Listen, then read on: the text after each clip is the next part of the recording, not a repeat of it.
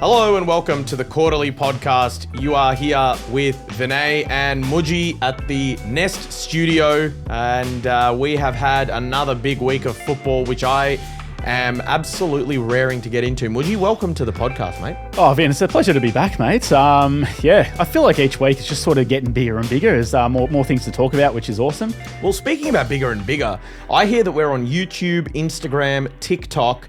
I think I've covered, and Spotify. So absolutely. If you haven't already, please do like and subscribe. Please feel free to leave a comment. We absolutely love hearing from you guys. We had a few comments during the week, and I tell you what, some of you guys, we're lucky they're not running a podcast because they are far more switched on than we are, Muji boy. 100%, and some great points being raised and things that we can discuss on the show. So really appreciate everyone's support. So keep it coming. Absolutely. Well, Muji, right off the top, mate, I don't like, pussyfooting around, so to speak, all right? I like getting straight into it, no foreplay. Now, the first thing I want to ask you, because it's making the rounds on the headlines, is the Voss and Petty incident. Yeah, geez. This is it's almost breaking news, isn't it? It's just sort of come through, mate. It's just sort of come through. Now, just to give some context to our listeners, Patrick Voss, known sort of a mischievous, He's cheeky. pest. He's a cheeky guy. He's very cheeky, sort of knick-knocker, puts mayonnaise in your shoe, that sort of bloke. Yep. Now, he has gone up to Harrison Petty, a Melbourne defender, patted him on the head, and then sort of taunted him, made the old crying taunt towards him. Yeah. Now, 3 years ago, Dane Zorko made a comment about Harrison Petty's mother at the time, which caused Harrison Petty to cry. And obviously the football world has seen that. And, a lot of people are saying that Patrick Voss's crying gesture was a reference to that incident. We don't know that, okay? As we sit, we don't know that. But if it was, what's your view on it? Because he's been fined 1,000 of your finest earth dollars for doing that. And there was also another player, wasn't there, that did something similar in between after Zorko? Noah Ainsworth. Ainsworth, yes. Yeah. Yeah, well, look, as you say, we don't know all the facts behind it. We don't know what was said on the field or anything like that, but it certainly looks like it's following on from that Zorko incident earlier. And I guess there's sort of a number of ways you can look at it. Firstly, I think we've got to realise that AFL is entertainment. It's a sport. It's entertainment. It's what we do in our spare time. We put the footy on, and it's always good to have a laugh, and actually enjoy the experience. Part of the game is obviously kicking goals, points, and winning the game, and the tactics and all that stuff that goes behind it. The other part of it, which seems to be fading a little bit as time goes on, is the personality side of things. We spoke about this in our preseason, didn't we? Absolutely, yeah. Having said that, there's a line. And, you talk about, I think cricket's a good example of that as well, but there's a sledging that goes on in cricket. You sort of, when you're at the crease trying to get off the mark, there's a lot of sledging coming from the slips cordon, from the keeper and all that sort of stuff. But there's definitely a line that sometimes you don't cross, or I guess it's frowned upon to cross sort of if it gets too personal or anything like that. So I suppose if it's like we are understanding to do with his family member or something like that, then perhaps young Voss may have crossed the line there. And maybe it's something that he might regret when he looks back at that when he's a bit older. Okay, but should he have been fined? It's a very interesting... because you're setting a bit of a precedent with that once it happens. And we don't want the game to also get too watered down. And where do you draw the line with that sort of behaviour? I think that perhaps an investigation should take place, and maybe it has. If it's found that, it was going down that personal path towards Harrison, perhaps the fine is within range. Interesting. Very interesting, Muji boy. What do you think? Well, I am not always someone to think things through before I say them. So and you get feisty on the cricket pitch as well. I do. So I do feel a sense of empathy for Patrick Voss. Yeah. Now, again, I don't know the context of it or what happened or anything like that. One thing I will say is it appears that Harrison Petty is targeted a lot. Yep. Now, he's not exactly a high-profile name, and in my opinion, you really only get targeted for two reasons in AFL, and that is if you're a big name, a big dog, so to speak, or if you're not that nice of a person. And I think that, I'm not saying that Harrison Petty is not a nice person or anything like that, but what I'm saying is it appears to me that if there are three separate players that are going at him in this way over a 3-year period, then maybe it's also worth considering the whole, scope of the situation. What's actually coming out of Harrison Petty's mouth is what I'm interested to hear. I understand the AFL doesn't want this trickling down into junior football. They don't want to see taunting. That's a good point. In the NBA, they've almost completely shut it down. If you even hang from the rim after a dunk, that can be a technical foul because they don't want to see showboating. They don't want to see taunting. You're a big NFL man, and you've told me that they don't let that fly in the NFL either. Yeah, exactly. And even in the NFC Championship game, the Seahawks had an incident towards the end where their cornerback, I think he may have deflected one of the receivers from catching the ball late in the game, and he did a celebration, which was pretty minor, but it was towards the bench of the opposition, and a flag came out and almost cost them the game, but oh my goodness. it didn't. But yeah, it is very much a point in American sport. Yeah. Well, it's interesting because they don't want to see it trickle down into junior football, right? I don't know about that. I think we're maybe underestimating the intelligence of junior footballers. Are they just a pack of mindless sheep who copy everything they see on TV? Or are they actually going to look at it? Some of them will do it, for sure. And in fact, some of them are going to do it regardless of whether you find Patrick Voss or not. They won't care, But I think it's reasonable to say that a lot of them might actually think about, all right, well, why did that happen? What's going on? Some of them might not choose to do it anyway. They might say, I'm not a taunting kind of guy. That's not how I play football. Yeah. I don't know about shutting it out completely, I think let players be players. I'm not sure about fining people for that. It doesn't really sit well with me. Yeah. I think we need to allow players to express themselves, I think. Yep. You mentioned a certain line being drawn. I agree with that. If it gets incredibly personal or something like that. We saw with Rankin towards the end of last year, there was that incident. Well, that's a perfect example of something that's unacceptable because you're treading into waters that are discriminatory, But I think that, the crying gesture or whatever it was, there are a lot of people looking at that and going, Patrick Voss, what an idiot. Why would you do that? The other thing with Harrison Petty is he hasn't necessarily been the one to complain about this either. No. So it's sort of been the external conversations around it. So in fairness to him, he hasn't exactly been sort of sooking about it or anything like that either. Not at all. So maybe he's just thinking, I said something to him and he's done something back. And it could be as simple as that. Yep. But it'll be interesting to see what comes of this. I hope Patrick Voss keeps expressing himself because his football, I wouldn't say is all that great. So, he had a good game and he does often bob up in some key spots. But I tell you what, I think most people will know him for his antics more so than his football at this stage. And I think he might want to be able to flip that around. But that's that incident, Mudgy boy. It was an interesting one. And Freo obviously did Melbourne pretty comfortably over there, which is what we both said would probably happen. Yeah, I was actually really impressed with the way the Dockers played. I think last week I was talking about how they don't really play with much flair and excitement. And it doesn't seem that they're, able to put the foot down and really punish teams, and be an aggressive team, so to speak. And I don't know if they're big fans of the quarterly, Vin, but they've been listening and they've definitely changed their ways. They're playing aggressive, exciting footy, and they're starting to see the rewards on the scoreboard. I think their two first quarters, they've kicked over 7 goals, which is a great way to start the season. So it's good to see them playing positively. Absolutely. No, it'll be a good one, Mudgy boy. I think Freo are set for a big season this year. Now, we move forward and Gold Coast and Richmond, that was probably the other big shellacking of the week. Yep. Again, we saw that coming, but there were a couple of things from this game that were absolutely delightful. Well, there was a certain man that you mentioned last week who he wasn't exactly on the winning side, but he had one of the highlights of the game. I just need to calm myself down. Just the sheer thought of this man. What a play. What a man. Yep. He came out of nowhere. Did you see him? I saw it, mate. I absolutely loved it. Absolutely loved it. You didn't see him. No one saw him.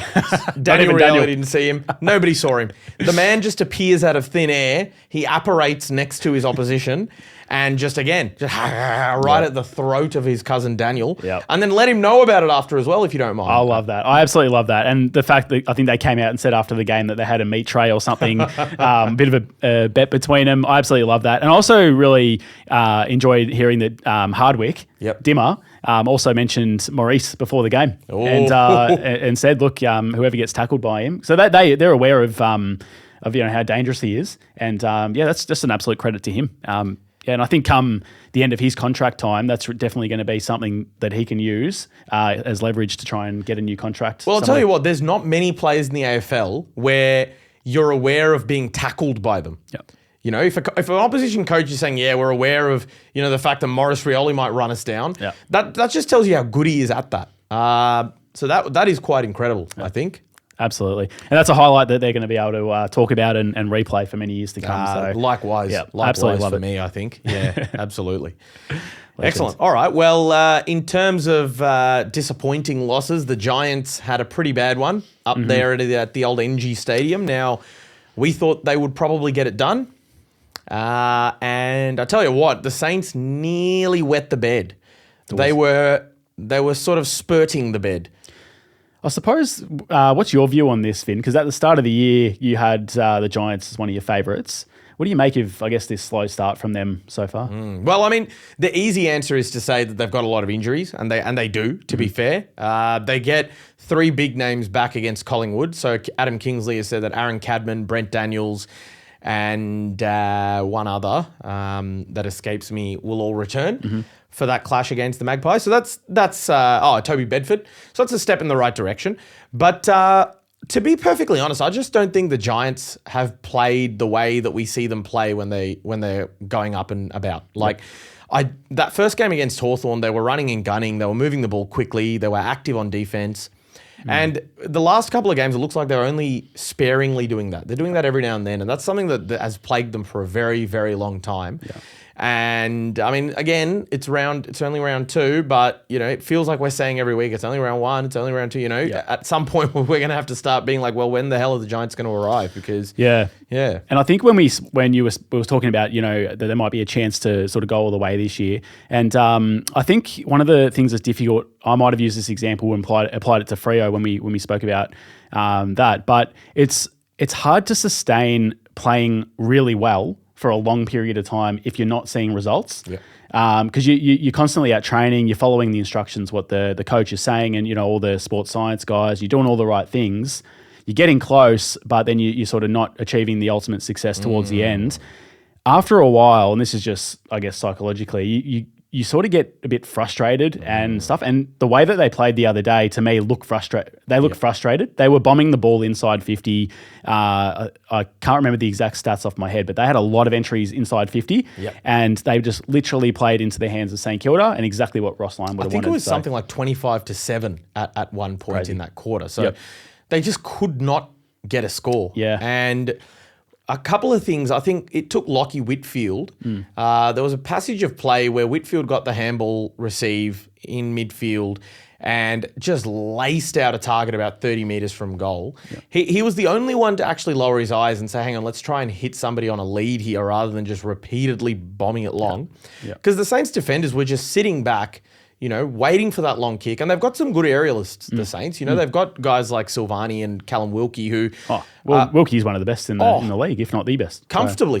He's had an incredible start to the year. So you're right. They were just playing into their hands. And usually the Giants, you see them chain handballs, run in waves, force turnovers at sort of centre back and then go from there. And they just weren't really doing that. And the skill errors were obvious for all to see. They were missing targets. I mean, Lockie Ash had 38 disposals, but 10 turnovers. And some of his possessions, I mean, oh my goodness, they were genuine coach killers. Just handballs over his head at centre half back to no one. Things like that can't happen. Your man, Adam Kingsley, he's got a big job ahead of him because you could see him getting quite frustrated and angry and animated in the box as well. But even that, it's not a good look. And I know he probably doesn't care because he's just coaching and he doesn't care if the camera's on him or whatever. But the fact is that people are going to see that. And GWS, they do have a lot of guys at the older end of the scale, like Stringer and these sort of guys, even Hogan to a certain degree. But I don't know if there's a bit of, I guess, tension building amongst that group. It just seems they're extremely frustrated at the moment, and I'm a little concerned that there seem to be a boiling point already, and we've only just completed round 1. It'll be interesting. It's a narrative to follow. I will maintain my faith in the Giants. I think they will come good.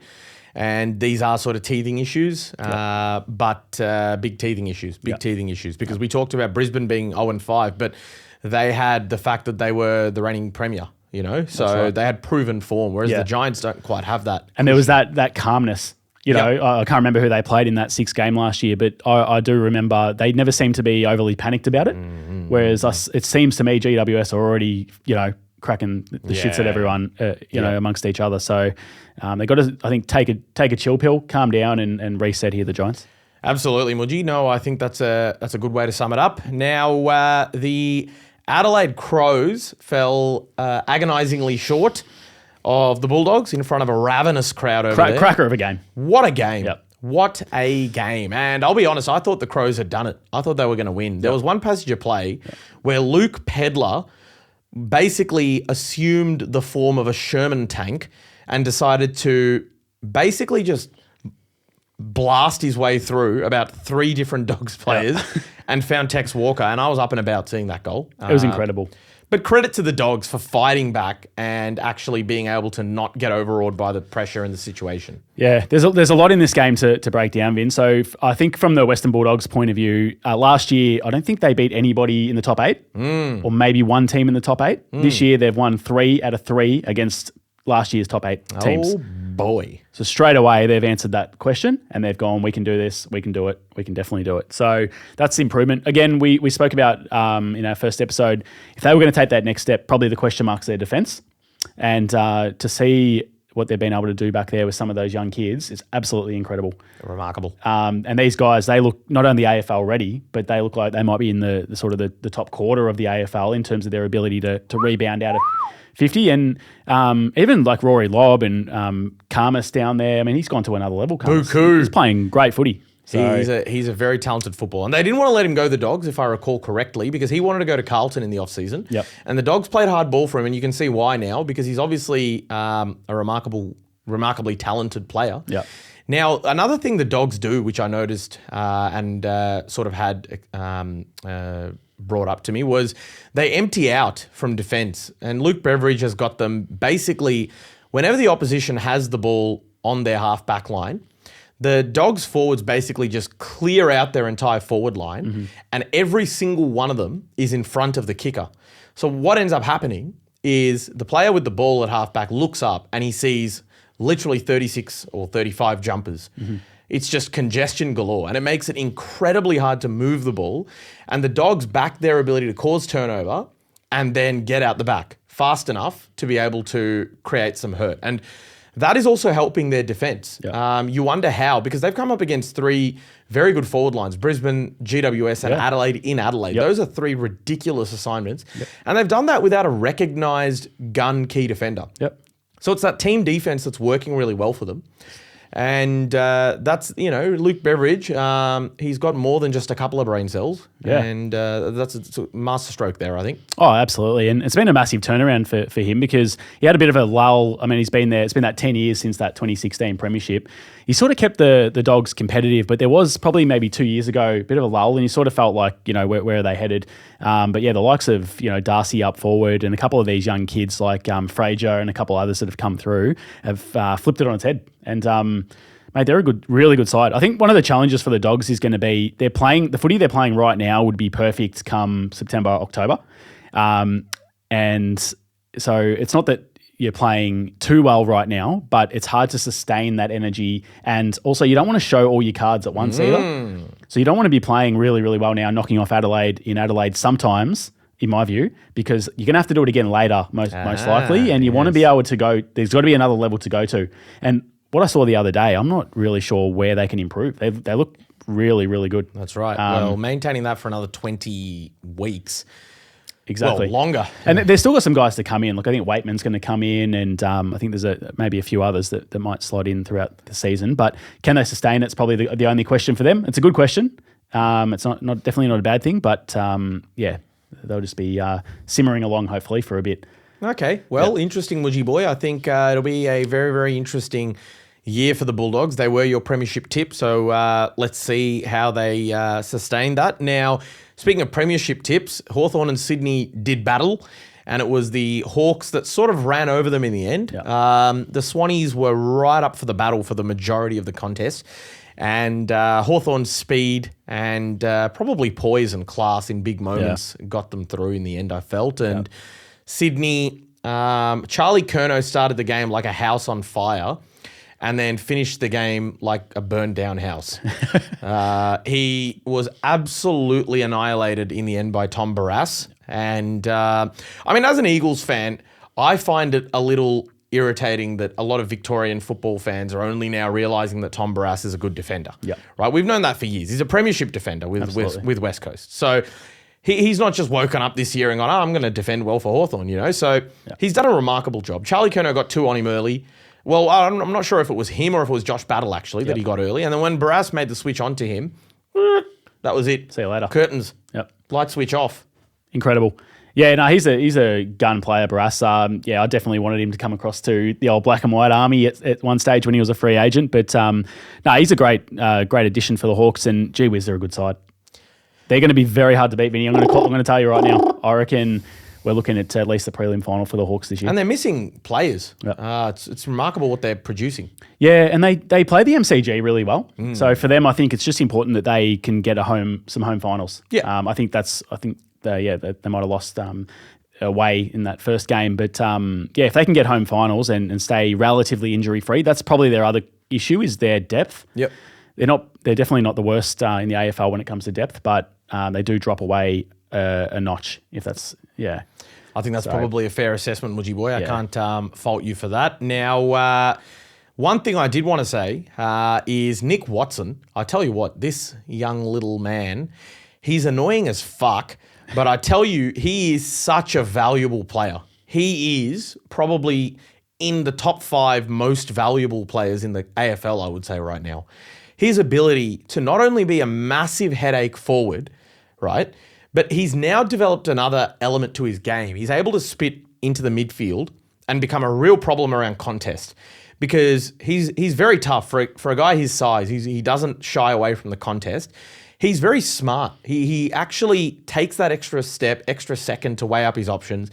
He knows where the numbers are. It's easy to forget. He's only in his 3rd year. He is very, very young, and he's playing a role that is traditionally extremely hard to excel in, a small forward role. 100%. Right? And there is a lot of, I would say, Eddie Betts about him in a way. Probably a little bit more versatile than Eddie Betts. But he's a star, and I would be comfortable saying that he is probably somebody that I'd be looking at for an All-Australian slot right now. That is a brilliant call, mate. I'll absolutely love that. Look, there's Sam Mitchell. When he took the reins at Hawthorn, I might have even said to you, but I was worried for the rest of the competition because Sam knows how to win games of footy. He knows how to win premierships. You saw that at Hawthorn, and of course he came across to West Coast, and took over. Was he defence coach or midfield or? He was mids coach, I think. Yep. And he goes over there. He's there for 12 months, and they take home the Premiership Cup. So when he went back to Hawthorn, there's and I don't know exactly the way that he coaches, but Sam Mitchell, he likes hard players, it appears, guys that go in for the ball hard, and smart players. You've got to play for the team, play your role.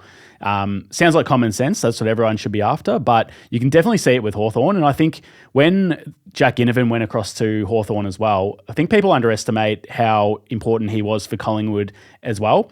Jack is a very smart footballer. The way he does. And even if you go back and watch some of those that final series in the 2023 Premiership year, you can see around the stoppage and stuff, Ginnivan sort of pointing at more experienced players and telling them where to be and sort of implementing tactics and stuff like that. So when he went across to Hawthorn, I was spewing, firstly. But getting back to Watson, obviously they're pretty close, those two. And I think that those two in particular, but probably the rest of their forward line and coaches and all that, they seem to all be on the same page when it comes to tactics, playing your role, and just sort of doing whatever the team needs. And I agree. I think Watson's sort of gone to another level.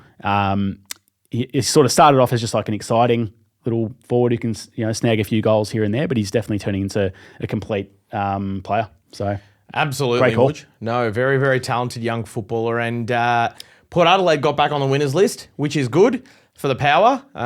Horn Frankus, your boy, Horny. The big boy. Hornbonger. Yep. He went up and horned him. Kicked a couple of goals, had plenty of the ball. He was back amongst it.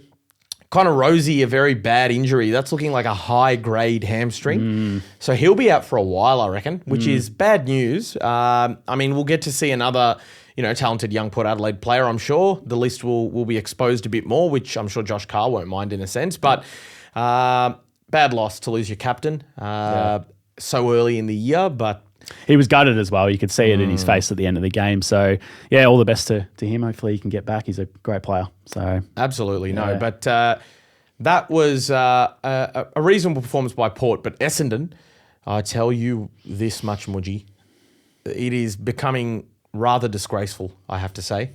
It is becoming rather disgraceful. And Brad Scott, after the game, his exact words, or something to the effect of, were they definitely pressured better than us. And when I say that, I'm saying that we didn't pressure at all, is what he said. Those were his words. And he said, we've really got to work on the defensive part of our game. Now, guess how many Essendon players had laid a tackle at quarter time? I'll say 5. 4. Okay, it was 4. Now, guess how many had laid a tackle at halftime? I'll say 12. Close, 11. And that's not counting Mason Redman, who was injured by that time. So that's less than half the team that has laid a tackle. What's an average tackle count for a team like at halftime? Well, I'm not actually sure what Essendon's tackle count was at halftime, because it was skewed in the sense that I think Durham had already laid 6 at halftime. But as a team, less than half of them had laid a tackle. Now, if we look at in terms of a comparison, all right, only 4 Essendon players had laid a tackle at quarter time. 11 Port Adelaide players had laid a tackle at quarter time. So they'd already hit Essendon's mark at quarter time, which Essendon reached at halftime. And the pressure, and I agree with Brad Scott, it's non-existent, but there are greater problems than that. I just don't think Brad Scott can be the man to lead them anymore, because it's quite clear that they either don't want to play for him. They don't think much of his game plan. He's saying, we've got to work on the defensive side of our game. What have you been doing all preseason? It's not like Essendon was one of the best defensive sides in the comp last year, right? They were miserable. And when I say this, I should point out that I feel horrible for the Essendon defenders. I'm not saying that they are the problem, because there's a very, very young unit back there that are working their asses off and being let down by everyone in the midfield, everyone forward of the ball. There's no willingness to chase. There's no willingness to, play the pressure game. There are players like Archie Perkins who, I haven't seen that man run and chase much, if at all, for years now. So, Vin, we spoke about the Bombers a few weeks ago as well, and I think we described it as they're in no man's land. They're nor here nor there. And I actually had a look during the week at their board members. So I just had a bit of a look there just to sort of see from the top down, and obviously Welsh came into the president role in the off-season, very successful. Had plenty to say, Andrew Welsh. Yeah, plenty to say. Yep. And obviously, ex-player, was a fairly good player in his own right. Then obviously was quite successful in the business field and all that sort of stuff, comes back around onto the board. I went through, I saw, a number of, people that are good in finance, good at, accounting degrees, lawyers, business degrees, studied this, studied that. How much footy do they know? That's my question. How much footy do they know? Because at the moment, I could not agree more with you. And don't get me wrong, I'm not a fan of Essendon. I actually don't mind if they stay down the bottom forever. But it is also frustrating. A bit like you, I feel bad for the fans. Yep. And like I said a couple of weeks ago, would it kill someone to come out and let the fans know where they're at? Be honest. Like it's all good to come out and say, oh yeah, okay, our pressure wasn't there, it's non-existent. We'll work on it and see you next week. But where are you heading? And, the signing Merritt, we went on about it a couple of weeks ago. Big mistake. Big mistake. I just don't understand what the thinking is behind it. And I understand that you need to have a backbone as a club and not let players just sort of walk out on you and stuff like that. But there's a time to do it and a time not to do it. And if your biggest issue is pressure and work rate, the last thing that you want is a player there with experience who's not going to put in that work rate and effort because they're not happy. No. And then what do you think all the young 18-year-olds are going to do? They're going to be out training, running next to him, running the 2K time trial and thinking, oh, Zach's, I'm level with Zach, so I'm all good. It's good enough. It's good enough. Well, you need to be working harder than each other and striving for more and being hungry. And if you're missing that, especially in a leadership capacity or at the top, the board and the coach and stuff like that, you're cooked. You may as well give up the whole Well, they need to... I feel that they haven't been able to defend transition for about 10 years, I reckon. Yep. If they turn the ball over, that's a guaranteed goal or it's a guaranteed shot at goal because their ability to run back in transition is just non-existent. And it doesn't make any sense to me because there'll be Essendon fans out there like, oh, what do you expect though? You know, we're obviously going to have a develop. How many more development years do you want? Yeah. Like the list has gone backwards under Brad Scott.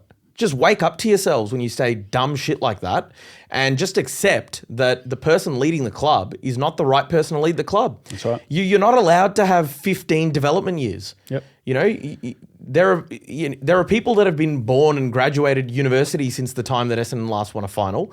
And there are Essendon fans that are rightly filthy about it. Yep. Why are they going? Why are they paying? I can't think of a single reason to buy an Essendon membership. Not one reason. Not a single, maybe Nate Caddy. Nate, good Greensborough boy. He's a gun. He's a gun. And Isaac Kako, you know, it's only their young players that seem to actually give a shit. Yep. Because Parrish, Merritt, no way, not at all. He looks like he checked out first day of preseason. He doesn't give a shit. That's the reality of it. Yeah. Mason Redman, I mean, he got injured, but you know, I wouldn't say he was doing anything incredible down there in the back line since he got his big money deal. Yep. You know, turned away that Adelaide offer. Yep.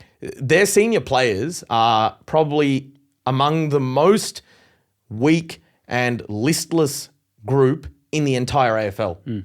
And that's a comp that includes Carlton. Yep. So that's saying something.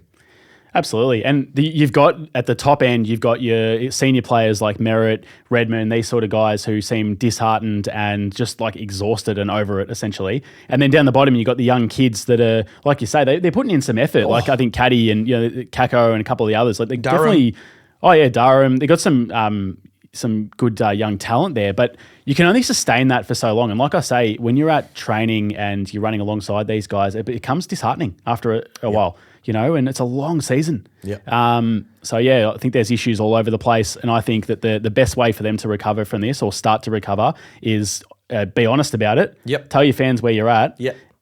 If guys don't want to be at the club, there's two ways to look at it. Either you can have a backbone and keep them, or tell them, mate, the club is bigger than you are, Zach. Yep. See you later. You don't want to be here. Catch you later.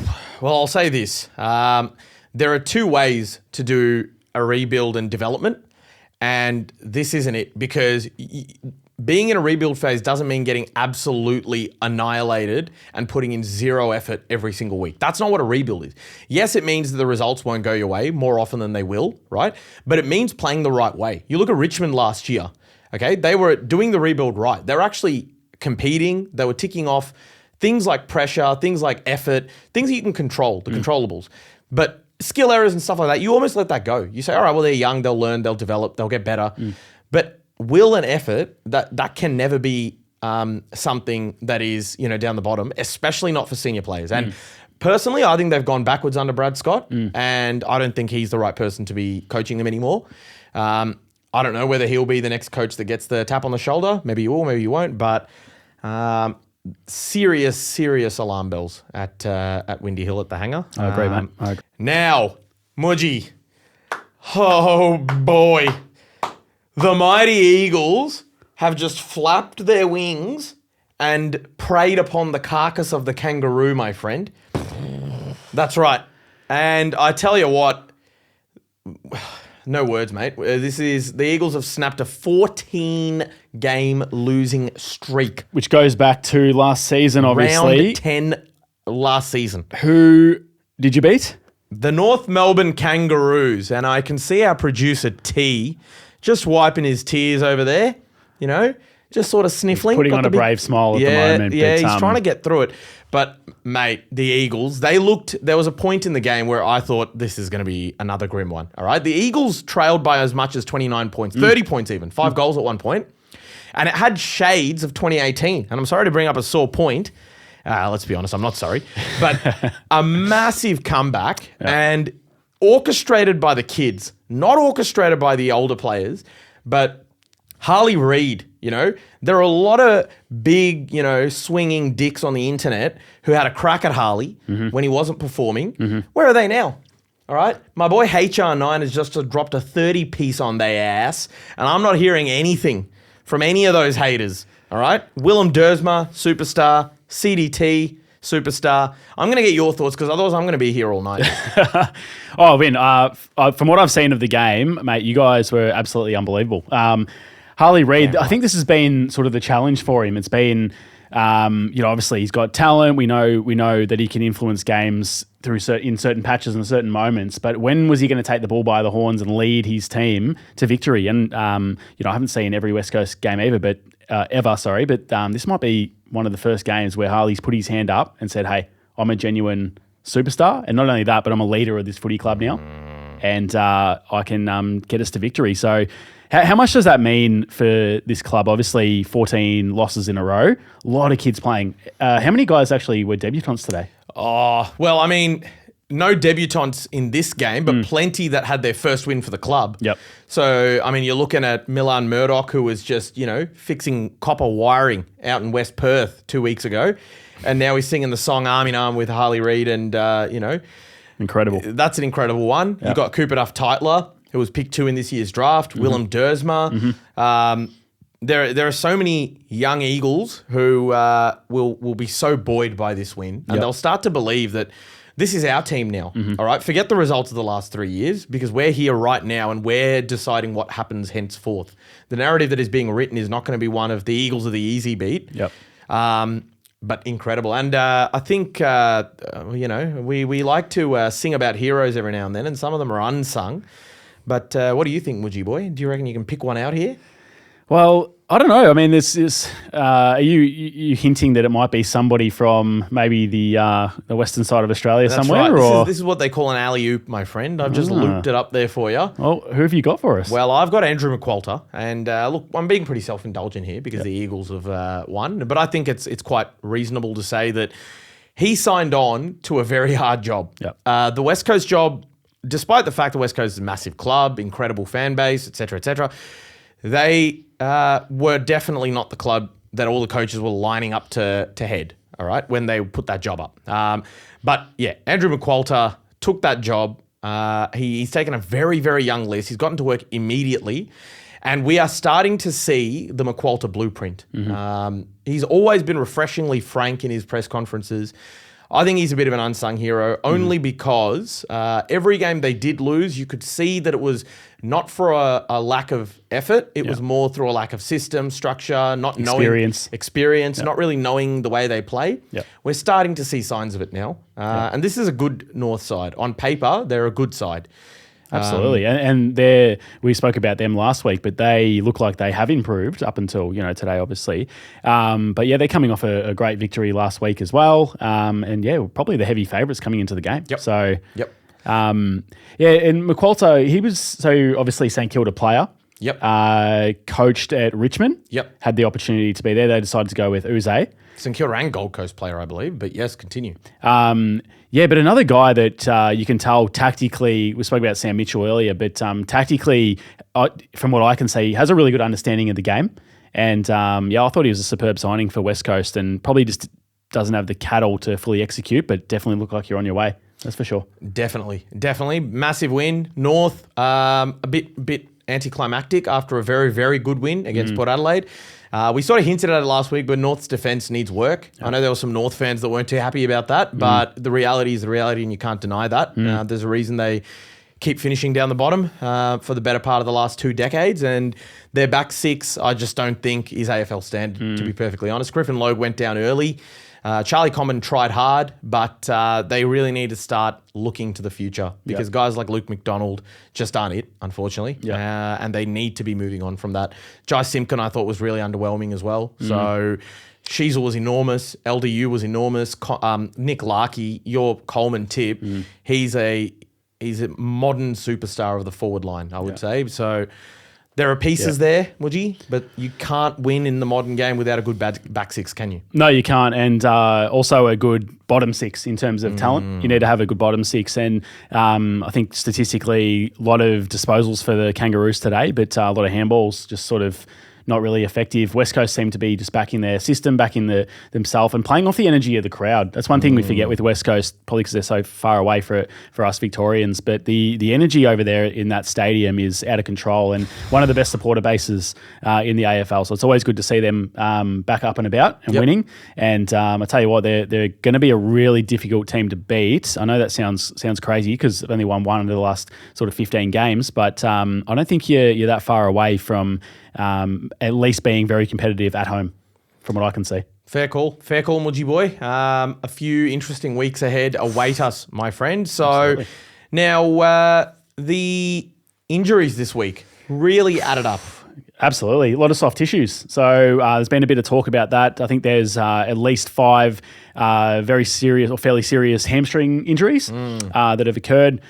Now, there's going to be, I guess, a bit of debate about this, and obviously sports science guys in the AFL, look, they're probably, if not the most important role at a footy club these days, they're probably definitely up there in sort of the top 2 or 3 people at a footy club that are most important. If you can get the sports science stuff right, in terms of rotations and your fitness program, your diet and all that sort of stuff, you can go a long way. I think Craig McRae at Collingwood's numerous times said our sports science guys the best he's worked with, and I think you can see that he keeps getting the best out of experienced players that probably should have retired or would have retired otherwise. But anyway, just sort of cutting through to the point, I guess with the new opening round 0, teams having buys, couple of practice games, but not necessarily the old, preseason cup and stuff that we used to do. It just seems to be a bit of stop-start for players these days, and you just wonder if the sports science guys are, I guess, trying to, or they will tweak their, their planning and their schedule in years to come, but they probably haven't got it right just yet. Could be forcing some of these injuries. Could be. I think so. I think maybe even the reduction in stoppages might also be another factor. The game is being played at a much faster pace because of the lower stoppage numbers. And so obviously the soft tissues might bear the brunt. More repeat high-speed efforts could be causing it. But some big names with hamstrings, Christian Petrarca, Connor Rosie, certainly not... Tom Lynch, yeah. So big names. And, at the end of the day, you want to see the best players play. So yeah, exactly. And this could cost Petrarca, I mean, we're thinking a long way ahead, but it might cost him the Brownlow. If he misses a month or so, he's been playing, he's probably got 6 votes in the first 2 games. So, but yeah, I'm sure he's got his mind on other things. But well, I'm sure it could be a factor, Mudgy boy. Now, one thing that has bobbed up this week, the Tasmania Football Club played and won their first fixture in the VFL against Coburg. A remarkable effort. Big games from Jed Hagan and Hugh Dixon, who was a former Fremantle and West Coast player. And it was a remarkable. Big crowd down there in Tassie. They sold it out. Big moment. Or none of the players knew the song, which Tassie sort of made a joke about. But I tell you what, one name that keeps coming up, this name will not go away from Tasmania, is... and it's trigger warning here for you, is Nick Dacos. Oh, don't say it. Yep, that's right. Oh, now, they were both there, you realise. Nick Dacos and Josh Dacos were both at that game. Watching the game live, if you don't mind. Oh, boy. They were mingling, they were jingling, shaking hands. How are you, mate? I'm Nick. Good to meet you. Yeah. That was the general vibe. Crikey. You're not going down there watching Tasmania. He's not going there for the ambience. I'll tell you that much, Mudgy boy. What do you think about that? Oh boy, Vinny. Am I worried? Yes, I am.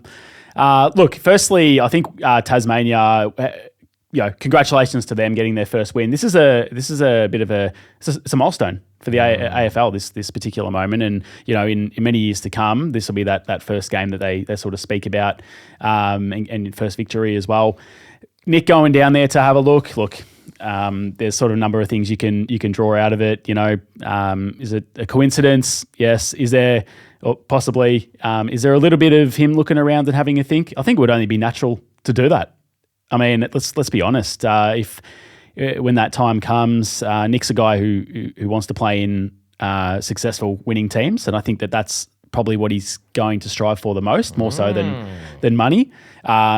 So I think it'll just be interesting at that time. You probably anticipate that Tassie will probably be successful come 2029, or they'll at least be ready to pounce at a premiership. So I'm a little worried about that. But at the same time, I think Nick should just go about his business, be the best player he can be, and I guess we'll cross that bridge when it comes. It'll be interesting. The Collingwood name is so heavily tied to the name Dacos, right? So that would be probably, in my view, it'd be equivalent, if not slightly bigger than when Ablett left Geelong, right? Because similar circumstance. Very. Ablett left the club where his father made a name as a superstar to go to the expansion team. And that would be the exact same situation here. Now, it would be simply remarkable, I think, if Nick Dacos left Collingwood. And I don't know what the Collingwood fans think about that. Please let us know what you think. If he was to leave, how would you react? Because it'd be massive. It'd be one of the biggest things I've seen in football. Still some time left, though. Plenty of time left before that. Yeah, absolutely. And I think with... I guess if we were just to sum all this up, I think at the end of your career, there's sort of a number of things you can take from it. And, there's probably only really sort of 2 or 3 things you can take from it. But I guess, financial gain is sort of one thing, employment to a certain extent. But I think legacy is the one that you should strive for, or what I would strive for if I was an AFL player. Like, I think if you can leave a legacy, it's probably more important than anything.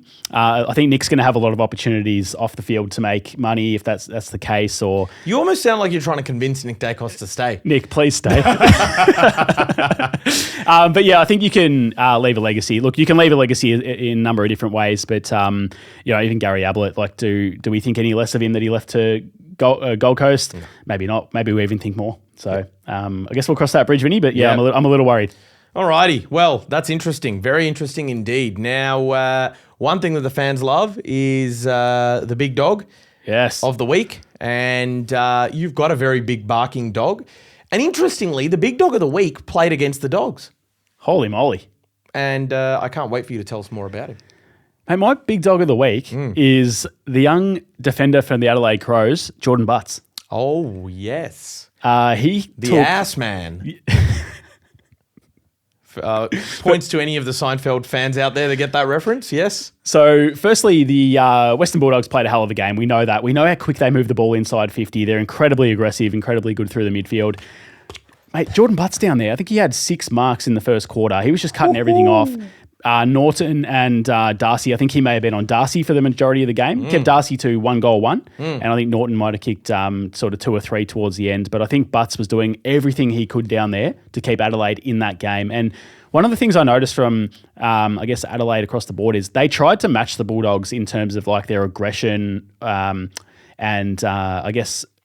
not really worrying about manning up so much, but trying to just take the game on and trying to win it.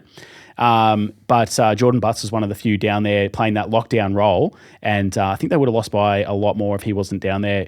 He's improved a lot. He's always been a good young player, but I think the other night was the best game of his career. And he looks like he's going to be an absolute superstar for the Adelaide Crows. Yep. Well, I don't mind that at all, would you? Yeah, he had 11 intercept possessions, I think, and he took 12 marks for the game. Wow. And to keep those tools, especially from the Bulldogs, to a couple of goals, absolutely incredible effort. So he's my big dog of the week. That's a very good call. I like that a lot. And I think I like that you've picked somebody, even though they didn't win, he did his job, and they weren't beaten by what they knew, which is Norton and Darcy. Yeah, so that was definitely a big part thanks to him. Yep. So I like that.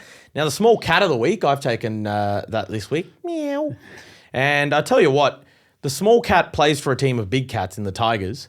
He has been in my gun for a little while, but he took a big money deal to play for Richmond, to be what some might expect is a leader in that midfield. And Jacob Hopper has been very, very poor, in my opinion. He has not delivered whatsoever on the promise that was attached to him when he came across. I think that, he had 26 disposals, 10 clangers. Last week, I think he had something like 14 disposals. He was one of the worst on ground. His ball use is atrocious. He's very slow. And he's not actually adding much in terms of defensive pressure either. So I'm just sitting here wondering, what are they gaining out of Jacob Hopper playing? Because his 26 disposals, I really don't think they were that useful. I wouldn't mind seeing, and I know midfield is an area that Richmond probably are wanting for a bit of depth, and they keep getting, Josh Smiley keeps getting injured, the poor guy. Taj Houghton, superstar in the making, he keeps getting injured. There's not that much. Sam Laylor, yeah, he's going in there and playing forward as well. He's still developing his engine and his body. But they need more from Jacob Hopper. They just need more from him. He smacks me of a guy that is fine just, making up the numbers, getting his 20-odd meaningless touches a week. Tim Taranto is the opposite. He is trying his ass off to lift that side. He is working extremely hard. And Hopper's just not cutting the biscuit for me, Mudgy boy. I've just made that up, but yeah. I don't mind that. I'll be very interested to hear what the Richmond fans think about that, because every time I sort of have a look at a Richmond game, he's in amongst it. He's in around the ball. He seems to be contributing, I guess, by getting possessions. But yeah, you're right. If there's clangers and I guess he's sending the ball quicker the other way back from his turnovers and stuff like that, maybe it's better just to get out and bring someone else in. Well, that's the thing, yeah. I think so. But, oh well, he gets a Small Cat award for this week. Yep. Hopefully he fires up and delivers a big performance next week. That's back-to-back Small Cats for the Richmond Tigers, by the way, between us. Oh, with Tommy Lynch last week. So both senior players of the Tigers. We've been a little harsh on them, but might have to. Yeah, is what it is. Well, we do love, I guess, what they built, and we want to see them get back to it. Absolutely. So, all right. Well, that more or less rounds out our discussions for that round, Mudgy boy. Now, the week ahead is going to be a big one. Couple more buys. So Gold Coast, Hawthorn, Sydney and the Bulldogs, 4 teams you'd expect to figure in finals, all get to kick the feet up. Now, what that means is the round we're left with, we will have some sort of limp contests, but certainly the first one of the round is not one of them. Geelong and Adelaide coming to you from GMHBA. Yeah, mate, that's going to be an absolute cracker. I was seeing the Adelaide Crows lose to the Western Bulldogs the other day. They put up a hell of an effort, but I just think the Cats are too good at home, mate. They're too hard to beat there, and I think that they are going to get going to victory. Wowee, interesting. I think the Adelaide Crows are going to lose again. Jeez, unfortunately. Okay. Well, the James Podsiadly Cup is going to be an interesting one. Yes, between the Cats and the Crows, and. There's someone else that I had. Dangerfield's the obvious one, I guess. The Patrick Dangerfield Cup. The Patrick Dangerfield Cup. Yep. But no, I agree with you, Mudge. I think, I thought the Crows were very, very stiff not to get over the line against the Dogs. It looked like they had, and then they, messed it up in the last few minutes. But I also think the Cats in a very close one. I think the way they play will probably stifle Adelaide to a degree. They've got the tall timber in defence to be able to manage your Thilthorpe, Walker and Fogarty. Yep. And their midfield were quite good in the second half against Fremantle. They come in with fresh legs, which helps an older team. So I think it's fair to say the Cats should get up here. We don't condone gambling, but I think Patrick Dangerfield's a good shout for 3 goals, but gamble responsibly. Oh, wow. There you go. You heard it from the Oracle. He loves it, the big danger. He does. He loves the bright lights, doesn't he, Absolutely, Danger? yeah. He'll clutch at his hamstring in the second minute, and then he'll be running and sprinting and running onto the end of a Joe the Goose after that. No, what a man. What a man. We love him. No, good. All right, well, moving on. Your boys have got a date with the Big Big Sound on Friday night over there at Marvel Stadium, and the roof is going to be open. All right? Unless it's raining, they have said that Marvel Stadium will open the roof for night games, I think, unless it's raining. So they're going to try and recreate the MCG type of atmosphere at Marvel. Okay. And the Giants coming off some disappointing losses. They got to turn it around. What do you reckon? Come on. Well, they get 3 big names back. Aaron Cadman's back, Toby Bedford's back, Brent Daniels is back. That adds to their... Of course they are. That adds to their front half quite a bit. Yep. And probably allows Toby Bedford right in time to probably have another dinner date with Nick Dacos. You would think we'll be following him around for most of the night. Look, mate, I don't know. Something, as you know, Giants are my tip. They keep letting me down, but something just tells me that they'll get the win here. I think that it has to drop for them at some point, and they do have a decent record against your boys. What do you think? Yeah, they match up really well. They always have against Collingwood. Even that premiership year in that prelim final, they probably unlucky at the end of the day not to get the win. They match up really well. I don't know. It's going to be really interesting. There's been a number of issues with Collingwood. Just think that they, especially just their entries inside 50, we look a little weak up forward for Tools and also down back for Tools. I'm going to go. mate, I'm going to flip. I'm going to go Collingwood. Oh. I'm just going to go the home field advantage, All but I'm definitely not convinced. Okay. Yep. Excellent. But I think I think it'll be a humdinger. Yeah. I think we'll see a fair bit of push and shove. There always is a bit of spice in Collingwood GWS matches. I think Absolutely. Toby Green and Braden Maynard might have a few things to say to each other. Yeah, I think DeGoey's the man. He seems to be the one that plays really well against them circuit quite breaker. often. And he was really disappointing against Adelaide last week. He was probably the one we needed to step up. So I think DeGoey and probably Bo McCreary, we need a little bit more. Okay. Yep. Interesting. All right. Well, that'll be an interesting one. And I look forward to that game. Now, St Kilda will play Brisbane, also at Marvel, Saturday, a midday game at 12:35. Interesting time slot. Now, that will be an interesting one because the Lions have sort of coughed and spluttered their way into the bye. And they've had that week off and now they're back. I'm not sure whether they get some players back. They probably do. St Kilda getting that all-important first win will have some confidence. I think the Lions will get this done. Again, I just don't see them continually losing the way they have. And that performance they put up in the round before the bye was really abysmal against Sydney. I know that they're young. I know that it was a team of completely untested guys. I get that. But the effort was really poor. And I think Chris Fagan will definitely want that to be better. And I think the Lions will get this done. Yeah, I hope so. And this will answer one of our questions about their hunger levels, And I think they didn't look hungry in that game in round 0. And but I think the Lions bounce back here and get their first win over the Saints. Great call, Mudgy boy. I like it a lot. Now, we will head to Western Australia, hop on the plane. That's all the noise a plane makes. But Fremantle... That was a small cat. Fremantle will play Richmond, the Tigers from Crikey. Tigerland. The Shy Bolton Cup. Yep. Bang. Absolutely. So that will be an interesting one. And Freo made mincemeat of Melbourne, who were pretty poor, to be fair. Melbourne weren't at their best. And Richmond, they put up a bit of a fight early against Gold Coast, and then the Suns just ran right over the top of them, which we all expected, to be fair. The Tigers are developing, and hopefully they haven't picked up any more injuries other than Tom Lynch, who will miss this game. But... Freo seems the obvious one, doesn't it, Mudgy boy? Yeah, I think it's going to be a big victory. Like we commented before, they're playing really aggressive, positive footy at the moment, the Dockers. And this is a perfect opportunity to go out and do that again and continue to sort of flex the muscles and, get a big victory. So I think they'll do it quite easily. Think so. The Purple Haze will be happy to hear that. Now, Essendon take on North Melbourne.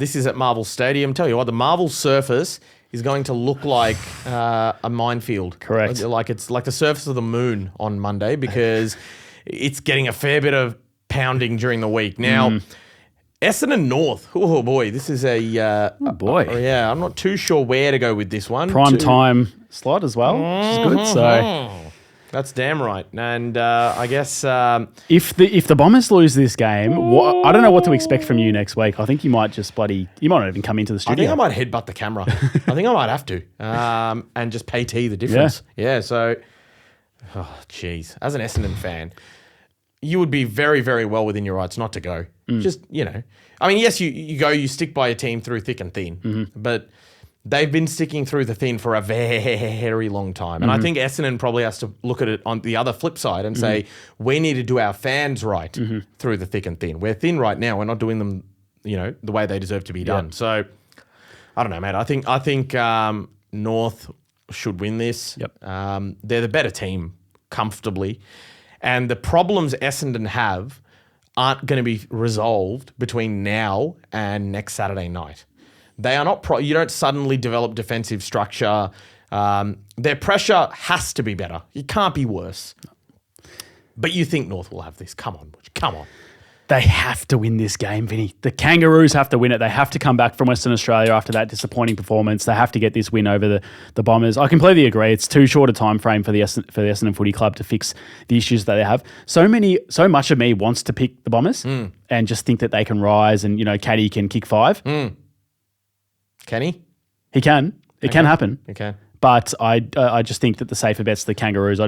I'm not going to let this performance over in Western Australia sort of throw all their hopes and dreams out the window for the Kangas. So I think they'll bounce back and get a win against a pretty average Bombers side.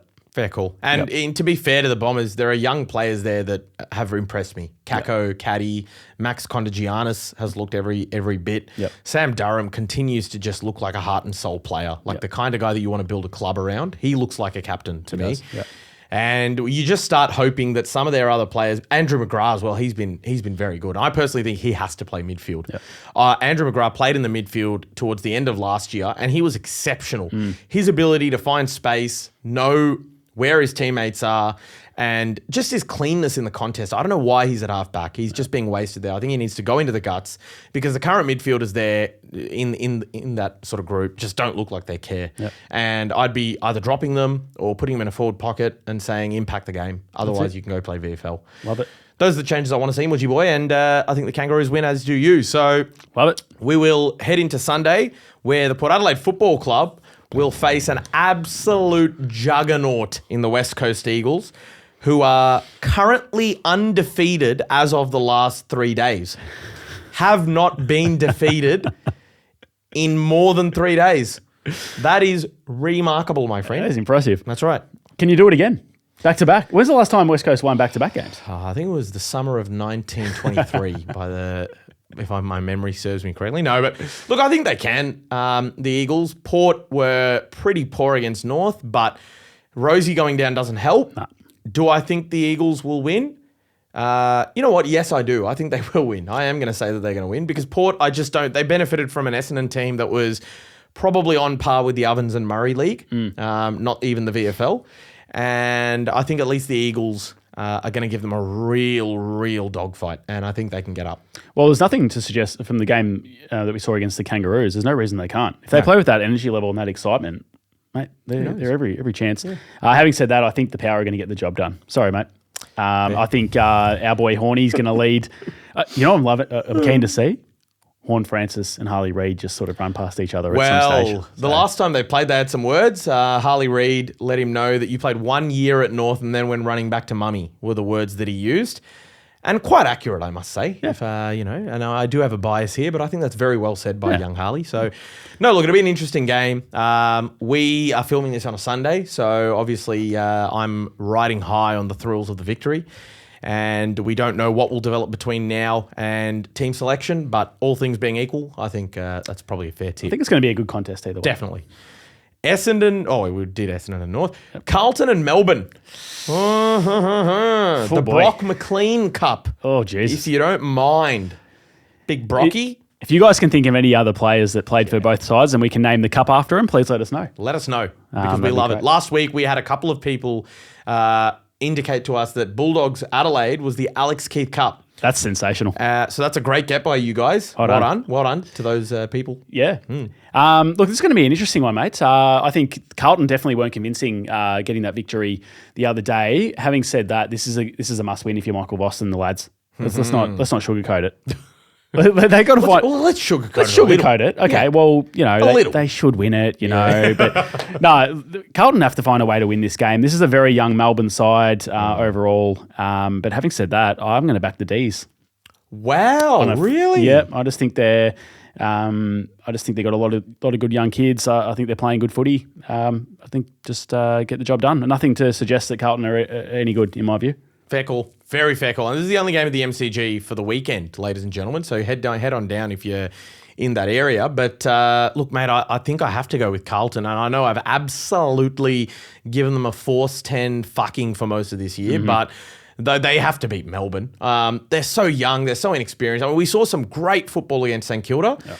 But I think Carlton with the week off, they don't have any excuse. They got zero excuses. They have to come into this. They have to get the job done against Melbourne. Otherwise, I think people will rightly be calling for Michael Voss's signature on the bottom of a rather grim-looking piece of paper, would you, boy? 100%. Well, 100%, brother. That brings us to the end of the round. The Suns, the Hawks, the Sydney Swans and the Bulldogs will be kicking up their feet over there in Hawaii. We don't actually know if they're going to Hawaii. I'm just making that up. They should. They should. They absolutely should. Why not? But that will be the end of the round, Woodgie boy. What a round of football it'll be. And I look forward to seeing what unfolds. Mate, I'm loving it.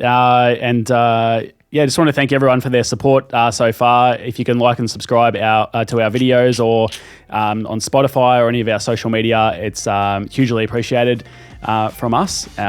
We're here at the Nest Studio, so please feel free to give a review to the Nest Studio. We always get looked after really well here by the boss, so thanks, mate. And I think that'll do us for the episode. Vin? Absolute pleasure as always. Thank you for listening, and we'll catch you next week, guys. See ya. See you later.